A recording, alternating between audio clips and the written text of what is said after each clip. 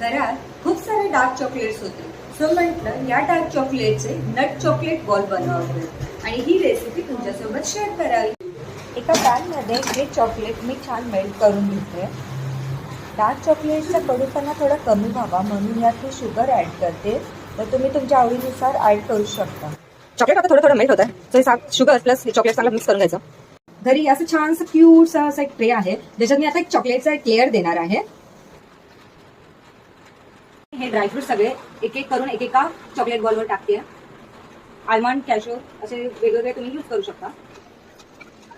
त्या चॉकलेटच्या लेअरवर परत एक ड्रायफ्रूटचा लेअर दिलेला आहे आणि त्याच्यावर परत चॉकलेटचा लेअर देणार आहे। सो असा 2 चॉकलेटच्या लेअरमध्ये एक ड्रायफ्रूटचा लेअर करून असे बॉल रेडी करणार आहे आणि फ्रीजमध्ये सेट व्हायला ठेवणार आहे। मम्मी हे घे चॉकलेट।